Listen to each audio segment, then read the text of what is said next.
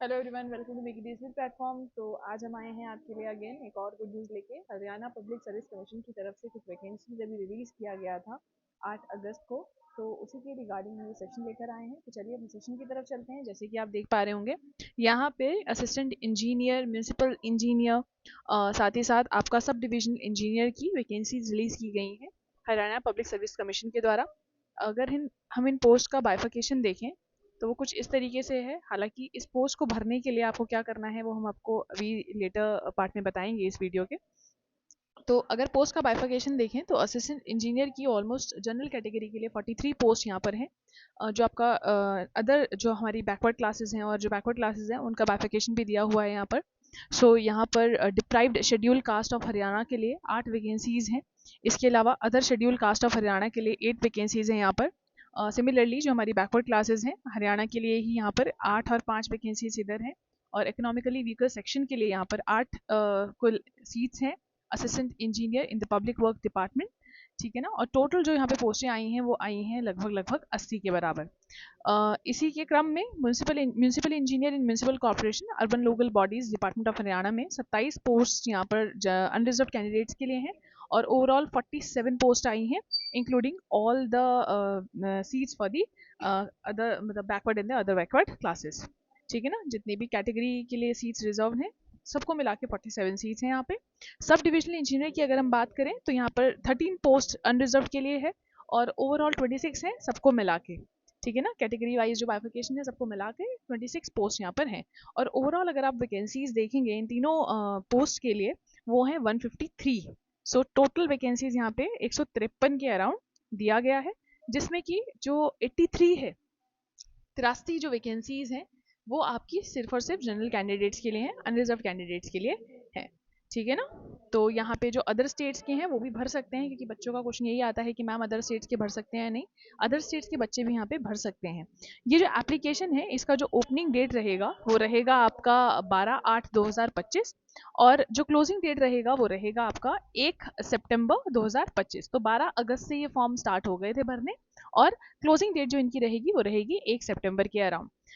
बात कर लेते हैं इस फॉर्म को भरने के लिए अब आपको क्या करना है। देखिए सबसे पहले क्या करना होता है, हरियाणा पब्लिक सर्विस कमीशन की साइट पे जाके आपको खुद को रजिस्टर करना पड़ेगा। आप सभी के पास आधार होगा तो वहाँ पे आधार ऑथेंटिकेशन भी मांगा गया है। सो अगर आपका आधार अपडेट नहीं है तो आपको आधार पहले अपडेट करा लेना होगा, क्योंकि उसी से ही बाकी जितनी भी वार्ता होगी आपसे की जाएगी। ठीक है ना।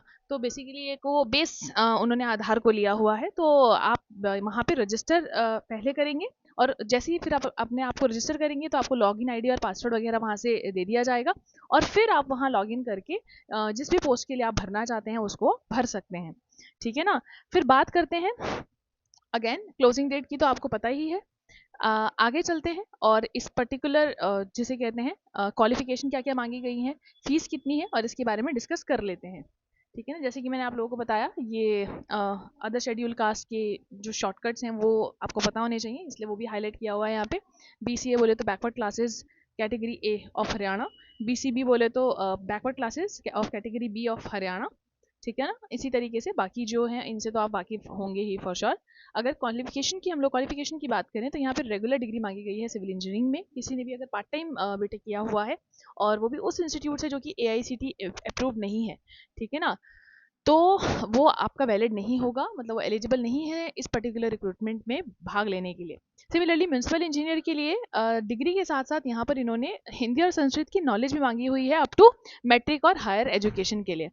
ठीक है ना। मैट्रिक या फिर हायर एजुकेशन तक, मतलब आपके जिसे कहते हैं हिंदी और संस्कृत आपके पास होनी चाहिए।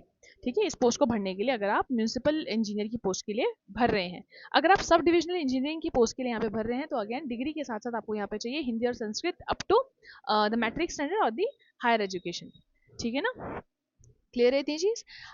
फिर फर्दर अगर हम बात करते हैं अगेन यहाँ पर एप्लीकेशन फ़ीस की, क्योंकि हमारा जो ये थर्ड इंपॉर्टेंट पॉइंट यही हो जाता है कि भैया एप्लीकेशन फ़ीस कितनी मांगी गई है। तो जितने भी पर्सन हरियाणा के हैं अलॉन्ग बेंचमार्क डिसेबिलिटीज़ के साथ हैं विद एटलीस्ट 40% डिसेबिलिटी, उन सभी के लिए ये जो फ़ीस रखी गई है वो निल रखी गई है, ₹0। और अगर आप जिसे कहते हैं OSC से बिलोंग कर रहे हैं, DSC से मतलब अदर शेड्यूल कास्ट से बिलोंग कर रहे हैं या डिप्राइव शेड्यूल कास्ट से बिलोंग कर रहे हैं या backward classes of category A से बिलोंग कर रहे हैं जो कि नॉन क्रीमी लेयर के अंदर है। Excuse me.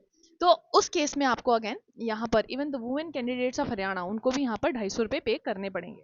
फिर बात कर लेते हैं आपका DSM candidates of Haryana which are belonging to the vertical category, that is OSC DSC BC A, मतलब backward classes category A non creamy layer, and backward classes category B non creamy layer, ESM and EWS of Haryana. तो इसके लिए भी आपके 250 रुपये रखे गए हैं। बाकी जो आपके DESM कैंडिडेट्स हैं हरियाणा के which are belonging to the unreserved category, उनको 1000 रुपये भी करने पड़ेंगे। और इसके अलावा जो भी किसी भी पर्टिकुलर स्टेट से बच्चा भर रहा है, अनरिजर्व कैटेगरी का है, इनके अलावा जो भी आ रहे हैं वो रिमेनिंग कैंडिडेट सारे के सारे 1000 रुपये आप लोगों को इसके एप्लीकेशन फॉर्म के भरने होंगे और जो कि नॉन रिफंडेबल रहेगा। बात कर लेते हैं अपने जिसे कहते हैं हमारा फोर्थ मोस्ट जो इंपॉर्टेंट पॉइंट होता है वो होता है एज लिमिट। एज लिमिट यहाँ पे रखी गई है मिनिमम 18 साल और मैक्सिमम आपकी होनी चाहिए 42 ईयर्स। इसमें रिलैक्सेशन दिया गया है।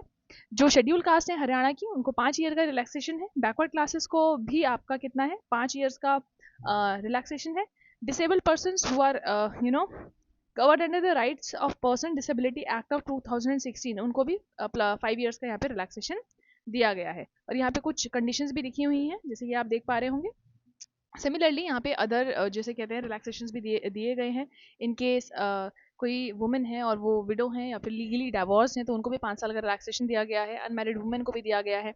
Wife of military personnel who are disabled while in military service तो उनको भी 5 ईयर का रिलैक्सेशन दिया गया है। तो ये फर्दर रिलैक्सेशन दिए गए हैं जिनको आप देख पा रहे होंगे। तो जिस भी कैटेगरी में आप हैं अकॉर्डिंगली आपको उस तरीके का रिजर्वेशन यहाँ पे दिया जा रहा है। अगर हम मोड ऑफ एग्जामिनेशन की बात करें तो 3 स्टेज में होने वाला है ये एग्जामिनेशन, ये रिक्रूटमेंट प्रोसेस, जिसमें पहला होगा आपका स्क्रीनिंग टेस्ट, उसके बाद आपका सब्जेक्ट नॉलेज टेस्ट होगा और फिर लास्ट हमारा जो पड़ाव रहेगा वो रहेगा आपका इंटरव्यू का। ठीक है ना। तो और इसमें भी अगर नंबर ऑफ एप्लीकेशन बहुत ज़्यादा हो जाती हैं तो ये आयोग पे डिपेंड करता है कि वो किस तरीके से शॉर्टलिस्ट करेगा बच्चों को। ठीक है ना।